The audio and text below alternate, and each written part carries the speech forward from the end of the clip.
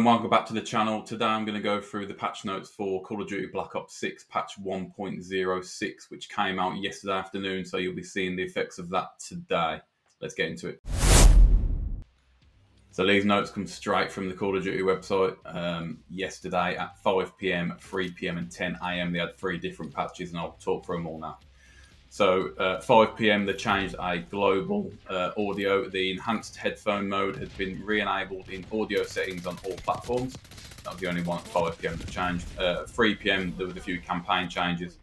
They updated the safe house rewards to indicate correct game/mode compatibility. They addressed several issues causing extreme positive or negative currency values.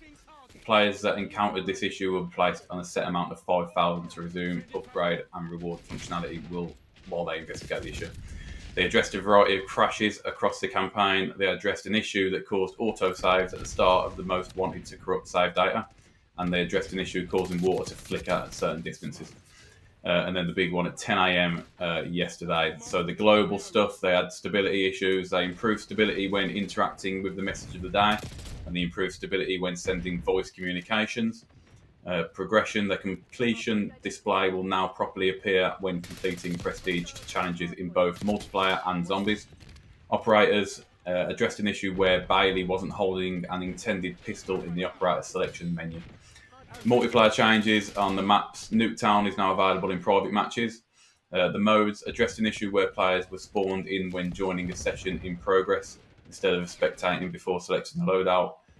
Said yes, we saw ourselves in a kill cam before selecting a loadout too. Improved stability in infected game mode. Spawns, general spawn logic tuning across several maps for improved spawning. Spawn tuning will be an ongoing process of taking in data, reviewing gameplay and making measured adjustments in the live environment. Our number one goal is to always provide the safest spawn that we can across all maps and game modes. With the loadouts, they addressed an issue where players would automatically equip their previously used loadout when joining matches already in progress, and they addressed an issue where players would die at initial spawn when selecting their loadout. With the weapons, they've said it's been awesome seeing players discover and share their favourite weapon builds during the first week of launch. Every day we monitor both feedback and game data to keep tabs on how weapon meta is evolving and prepare for a comprehensive tuning pass in Season 1. We've seen the discussions about the relative balance of assault rifles and submachine guns, and we are making some early general changes to adjust their effective ranges. For ARs, we are pulling in minimum damage ranges and lessening the impact of headshots at close range. SMGs are receiving damage range increases to improve their mid-range effectiveness. So there's quite a few changes with the assault rifles and the submachine guns. We'll talk through them now. I'll put them on screen as well as I'm going through them. So the XM4, the maximum damage range has gone up from 0 to 7 meters to 0 to 16.5 meters. Medium damage range, it was 7.1 to 45.7 meters. It's now 16.6 to 40.6 meters, so that's gone down. And the minimum damage range was 45.7 meters, and it's gone down to 40.6. The AK-74, the maximum damage range has gone up. It was 0 to 5.7 meters. Now it's 0 to 38.1 meters, so that's quite a big change. The medium damage range, it was 5.7 to 41.9 meters, and then there's this weapon will now only have a maximum and minimum damage range, so there's no more medium damage range. The minimum damage range was 41.9 more than, now it's 38.1, so it's gone down. The AMES 85, the damage range at maximum was 0 to 8.3 meters, it's now 0 to 50.8 meters. Same as the last weapon, the medium damage range has now been removed, so it's only got a maximum and a minimum. The minimum damage range was 55.9 meters, and now it's 50.8 meters, so it's gone down. The GPR 91, the range was from 0 to 10.1 meters. It's now 0 to 19.1 meters. That's gone up. The medium damage range was 10.2 to 48.3. It's now 19.1 to 45.7. So it's gone down slightly. And the minimum damage range was more than 48.3. And now it's 45.7. So it's gone down. The Model L, the maximum damage range was 0 to 8.9 meters. It's now 0 to 44.5 meters, so that's gone up. Again, the medium damage range has been removed, so there's only a medium and a minimum maximum. The minimum damage range was 50.8 meters. It's now 44.5, so that's gone down. The Goblin Mark II, the maximum damage range was 0 to 6.4. It's now 0 to 39.4. Same as the others, the medium damage range has been removed, and the minimum damage range was 39.4, and it is staying at 39.4. And then lastly, for the assault rifles, we got the Val. The maximum damage range was 0 to 9.5 meters. It's now gone to 0 to 21.6 meters. Also, the damage has gone down 1. It was 21, it's now 20. The medium damage range, again, the damage was 20 at that point, it's now 17. The range was 9.6 to 43.2. It's now 21.7 to 43.2. There was a second medium damage range on this weapon that has now been removed. It's only got the one. The minimum damage range was 53.3 meters. It's now 43.2 meters. For the SMGs, you got the C9. Again, damage range has changed quite a bit. So the maximum damage range on the C9 was 0 to 12.7. It's now 0 to 13.3. A very small change there. The medium damage range 1 was 12.7 to 15.9. It's now 13.3 to 16.5. The medium damage range 2 was 16 to 27.3. It's now 16.6 to 30.5. And the minimum damage range was 27.3. It's now 30.5. The KSV, the range for maximum is 0 to 10.2 before patch, 0 to 10.8 post patch. Medium damage range 1, 10.3 to 15.2 before, now it's 10.9 to 15.9. Medium range 2 was 15.3 to 26.7, it's now 16 to 29.2. And then the minimum damage range was 26.7, it's now 29.2. The Tanto .22, the range, maximum range has not changed. The medium damage range, though, was 6.4 to 15.2 meters. It's now 6.4 to 16.5 meters, so it's slightly up.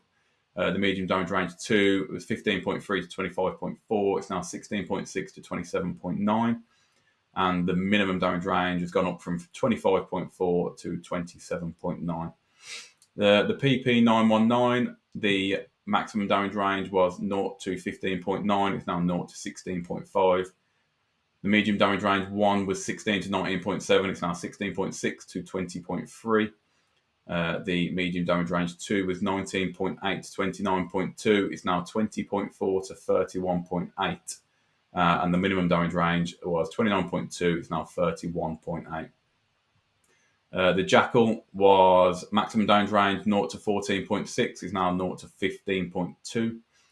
The medium damage range 1 was 14.7 to 17.8. It's now 15.3 to 18.4. The medium damage range 2 was 17.8 to 26. It's now 18.5 to 29.8. And the minimum damage range was 26 meters. It's now 29.8. And lastly, for the SMGs, the Compact 92, the maximum damage range has gone up from 0 to 10.8 to 0 to 11.4. The medium damage range 1 was 10.9 to 14.6, is now 11.4 to 15.2. The medium damage range 2 was 14.7 to 22.9, it's now 15.3 to 26.7. And the minimum damage range was 22.9, it's now 26.7. And then that's it for that. Then we got the shotguns. So they've said last week we fixed an issue with shotgun slugs, but we are still working on an additional issue causing this attachment to perform better in hip fire than intended. Slugs are meant to offer an alternative playstyle for shotguns that trade close quarters effectiveness for improved range and precision. We are now removing the ability for slugs to one-hit kill to the body for now, and we'll be revisiting the overall tuning of this attachment in the upcoming update. That being said, the Marine SP slug attachment max damage reduced from 106 to 92, and the ASG 89, the slug attachment damage reduced from 106 to 92. For the perks, the changes recon combat speciality, so they've reduced the duration that enemies are highlighted after respawning from 2 seconds to 1.5 seconds. An additional reduction will be coming before Season 1. They also resolved an issue that allowed players to activate recon combat speciality by changing loadouts. And then Dispatcher, they've increased Dispatcher perk score cost for UAVs from 500 to 550, and increased Dispatcher's perk score cost for counter UAVs from 550 to 600. They've said here, as we head into Season 1, we are continuing to observe data and feedback for perks and combat specialities in multiplayer. Currently, Enforcer is the most popular combat speciality, with Recon in second place. It's not just about the data, though, as your feedback is a critical part of how we approach tuning of the live game. With that said, we are making some spot adjustments today as we continue to take a holistic look at our perks and combat specialities moving forward. With the equipment, the flashbang has been reduced tactical screen effect duration by 20%. The score streaks, increased health of UAV and counter UAVs, rockets are still going to destroy them in one though. Increased initial explosion radius of napalm strike. They've reduced the initial entry delay of the LDBR. They've increased the flying speed of the strategic bomber. Then reduced score cost for interceptors from 1250 to 1150. Movement updates, they've adjusted stance change cooldowns to reduce effectiveness of repeated prone to stand movement. Enough snaking, it says. XP earn rates, adjusted player XP and weapon XP earn rates for most modes to ensure that players are being rewarded for their match performance as expected wherever they play. These changes include increased weapon XP earn rates for most modes, increased player XP earn rates for the following modes: Team Deathmatch, Control, Search and Destroy, Gunfight. There's a slight decrease to player XP and weapon XP earned in face-off modes. Challenges have addressed the issue where players were able to complete the nuke challenge while dying. UI, the appropriate perks will now display when viewing the featured player during best play. Note, the following fixes were live this morning at 10 AM, but were missed in our initial draft of the patch notes. When activating the Harp score streak, the minimap will now display the correct face and direction of the enemies. Using the remove hotkey, Gunsmith will now properly remove cosmetics. Addressed an issue where incorrect player levels were shown during kill cam, best play and the scoreboard. Weapon level reward cards in the after action report will now properly show XP reward information. And a known issue in the Gunsmith, we are investigating an issue where any equipped optic attachment is removed when we enter the Gunsmith in the main menus. Players will now not notice this issue if entering Gunsmith during a match. Players can equip optic attachments but will need to re-equip them any time they enter Gunsmith in the main menu to adjust attachments or customizations. In cases where an optic is locked and equipped via a blueprint, players will need to reapply to the blueprint to obtain the optic. And then lastly, in Zombies, the UI, the Gobblegum names, will now properly update when switching between tier tabs. Note, the following fixes were live this morning at 10 AM, but were missed in our initial draft of the patch notes. Vehicles, they've closed an exploit that allowed moving the tactical raft while the player is inside of it, and they've also added various stability fixes. Also, another one with Zombies, the guard glitch, which was on my previous video, that has now also been patched. And that's about it. That's your lot for update 1.06. I'm sure there'll be plenty more updates in the future. I will keep you updated. If you like this video, please give it a like, subscribe to the channel, and I'll see you in the next one. Ta-ra.